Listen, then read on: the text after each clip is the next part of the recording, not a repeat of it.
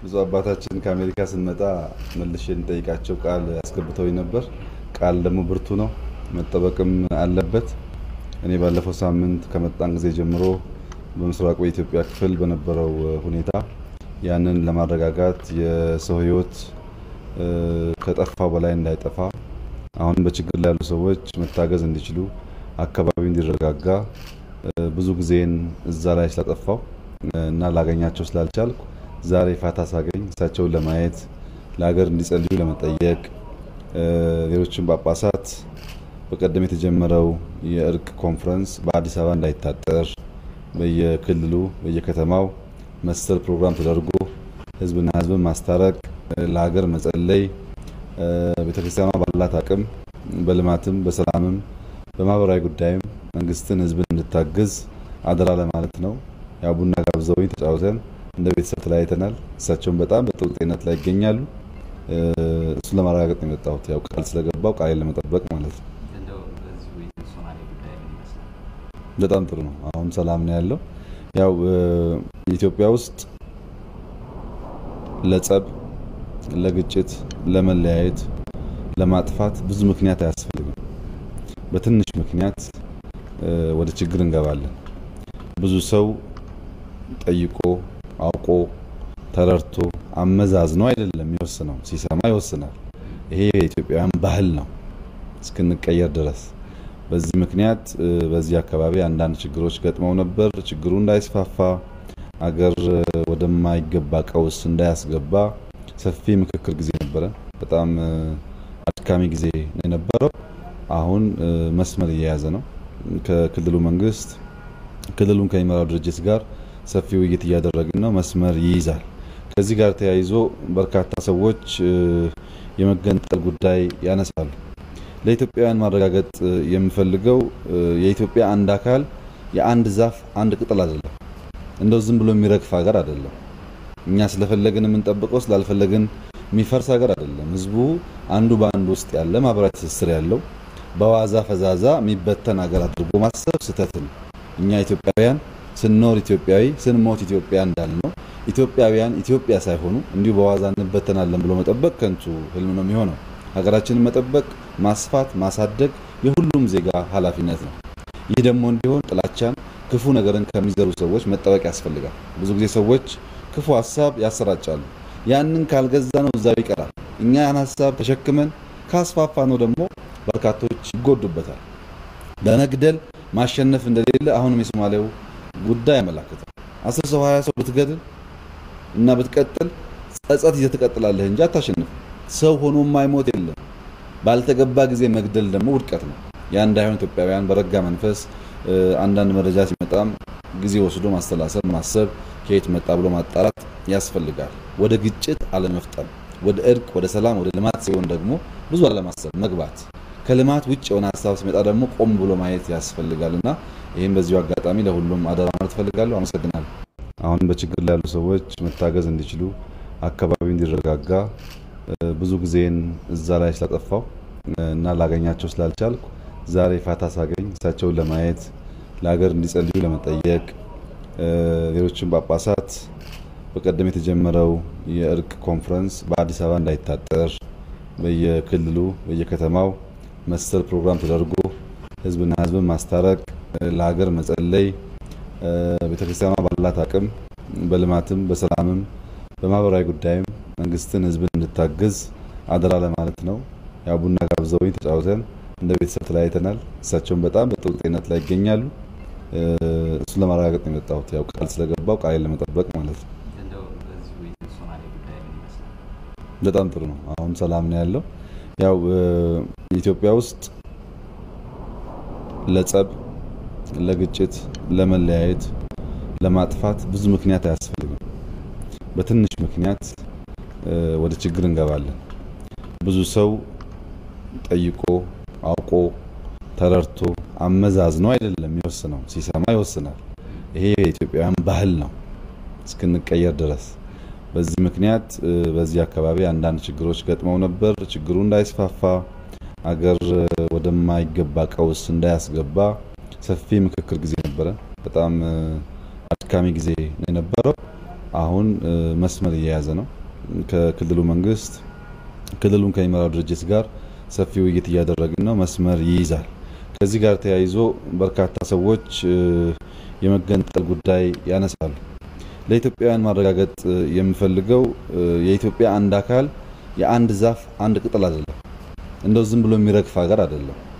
እኛ ስለፈለግን የምንጠብቀው ስላልፈለግን የሚፈርስ ሀገር አይደለም። ህዝቡ አንዱ በአንዱ ውስጥ ያለ ማህበራዊ ትስስር ያለው በዋዛ ፈዛዛ የሚበተን ሀገር አድርጎ ማሰብ ስህተት ነው። እኛ ኢትዮጵያውያን ስንኖር ኢትዮጵያዊ ስንሞት ኢትዮጵያ እንዳልነው ኢትዮጵያውያን ኢትዮጵያ ሳይሆኑ እንዲሁ በዋዛ እንበተናለን ብሎ መጠበቅ ከንቱ ህልም ነው የሚሆነው። ሀገራችንን መጠበቅ፣ ማስፋት፣ ማሳደግ የሁሉም ዜጋ ኃላፊነት ነው። ይህ ደግሞ እንዲሆን ጥላቻን፣ ክፉ ነገርን ከሚዘሩ ሰዎች መጠበቅ ያስፈልጋል። ብዙ ጊዜ ሰዎች ክፉ ሐሳብ ያሰራጫሉ። ያንን ካልገዛ ነው እዛው ይቀራል። በአዲስ መልክ የተዋቀረው የአመራር ለውጥ የነዋሪዎችን የመልካም አስተዳደርና አገልግሎት አሰጣጥ ጥያቄዎች በፍጥነት መመለስ የሚያስችል መሆኑን የአዲስ አበባ ከተማ አስተዳደር ምክትል ከንቲባ ኢንጂነር ታከለ ኡማ ገለጹ።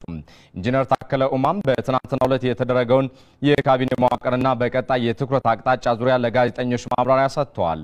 በመግለጫውም አዲሱ የአመራር አደረጃጀት ከዚህ በፊት በነዋሪዎች ለሚነሱ ጥያቄዎች ምላሽ የሚሰጥ ነው ብለዋል። አደረጃጀቱ ለ3 ሳምንት በጥልቀት ስጠና ነበር።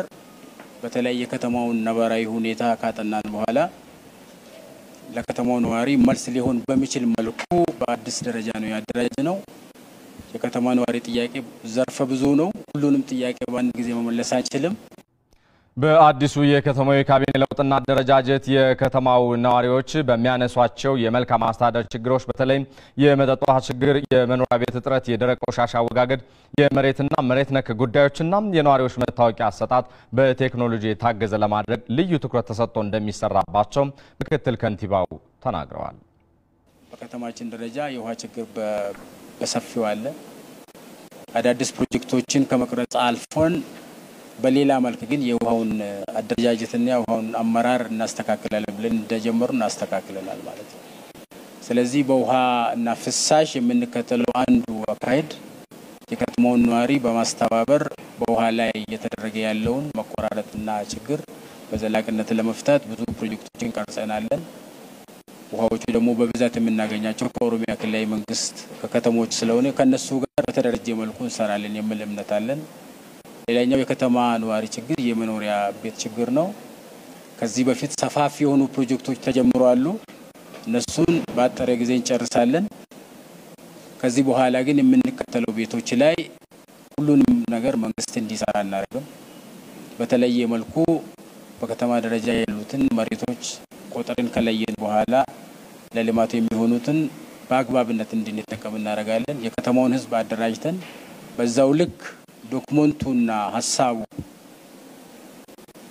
በህዝብ ተሳትፎ አደራጅተን አንድ ደረጃ ስናደርስ ለህዝብ ኮሙኒኬት እናደርጋለን። ህዝብን እናወያያለን፣ ህዝብን እናደራጃለን። ህዝብ ራሱ የቤቱ ባለቤት እንዲሆን ከግንባታ ጀምሮ ከልየታ ጀምሮ ከኛ ጋር እንዲሆን እናደርጋለን።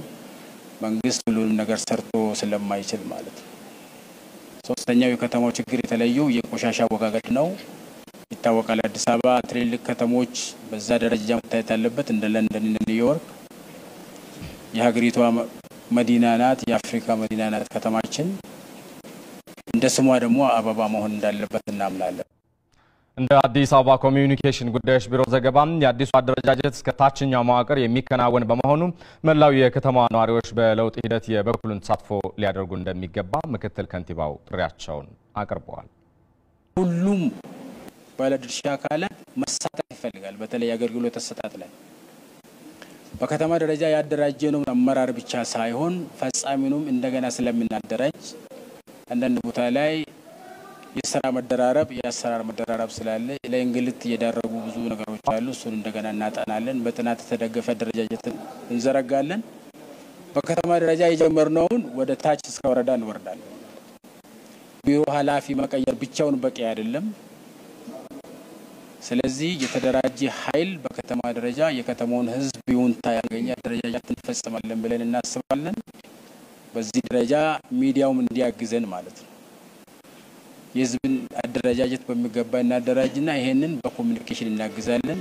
በከተማ ውስጥ ያለው ሁሉም የኮሙኒኬሽን ተቋማት የሚዲያ ተቋማት ይሄንን ስራ እንዲያግዙን የከተማው ነዋሪ ደግሞ ይሄንን ያደራጀውን አዲስ ኃይል በብቃታቸውና በኢትዮጵያዊነታቸው ብቻ መስፈርት አድርገን የለየናቸው ስለሆነ የከተማው ነዋሪ ከጎናችን ቆሞ ይሄንን የጀመርነውን ሪፎርም ለውጥ እስከ ታች ከኛ ጋር እንዲመራ ከኛ ጋር ሆኖ እንዲያግዘን ጥሪ ለማቅረብ ነው። የከተማ መሬት አስተዳደር ለይዞታ ባለመብቶች አገልግሎት አሰጣጥ የማይመች መሆኑን የፌደራሉ ከተማ መሬትና መሬት ነክ ንብረት ምዝገባና መረጃ ኤጀንሲ አስታወቀ። ኤጀንሲው የ2010 አፈጻጸሙና የ2011 በጀት ዓመት እቅዱን ከባለድርሻ አካላት ጋር ገምግሟል። የፌደራል የከተማ መሬትና መሬት ነክ ንብረት ምዝገባና መረጃ ኤጀንሲ ዋና ዳይሬክተር አቶ ሰለሞን ከበደ በአብዛኛው የሀገሪቱ ክልሎች እየተተገበረ ያለው የከተማ መሬት አስተዳደር ስርዓት መሬትን ለዝርፊያ ያጋለጠን ተገልጋዮችንም የሚያንገላታ መሆኑን አስታውቋል። ዋና ዳይሬክተሩ አክለውን ይህንን ሁኔታ ለመቀየር መንግስት ዘመናዊ የካዳስተር ስርዓት በመተግበር ዘመናዊና ቀልጣፋ የመሬት አስተዳደር ስርዓት ለመዘርጋት የተለያዩ ስራዎችን ጀምሯል ብለዋል። የትኛውም የመሬት አገልግሎቶችን በጨረታ የሚወጡ መሬት ይዞታዎችን በቀጣይ ታቀዱ ሀሳቦችን የመንገድ በቀጣይ መንገድ የሚለሙ ቦታዎችን የአድራሻ ስርዓቶቻችንን የማዘመኑን ስራ ሌሎች የሰርቪስ አገልግሎቶች በአድራሻ ስርዓት የሚሰጡ የሰርቪስ አገልግሎቶችን ይመለከታል። የቴሌኮም ሰርቪሱ ኔትወርኩ የት እንዳለ ማወቅም የውሃ አገልግሎቱም መረጃ ላይ የተመሰረተ መናበብ እንዲኖር አሁን ምናያቸው የመሰረተ ኢንፍራስትራክቸሮችን እነሱንም ተናበው እንዲሰሩ ከማድረግ አንፃር ለዛ ሁሉ መሰረት የሚጥል ነው። በዋናነት ወደ ዘመናዊ ስርዓትና ወደ ዘመናዊ ዓለም ከተሞቻችንን የሚያስገባ እቅድ ተይዞ ነው እየተሰራ ያለው። ይሁን እንጂ ይህ ስርዓት በብዙ ክልሎች መተግበር ሲገባው አሁንም በጅምር ላይ ያለ መሆኑን ነው የተናገሩት። አሁን ወደ ስራው ሲገባ ክልሎችም ተቋማቱን ማደራጀት የሰው ኃይል ማሟላት ሀብት ማሰባሰብ ለዛ የሚሆን ግብዓት አዘጋጅቶ ስራዎቹን ማስኬድ እነሱም እየተፈተኑ ያሉበት ሁኔታ ነው ያለው። ንጉሴ እንደዘገበችው አሰራሩ በሁሉም ክልሎች ተግባራዊ እንዲሆን ሁሉም የሚመለከታቸው ባለድርሻ አካላት ሊረባረቡ እንደሚገባ ጥሪ አቅርቧል።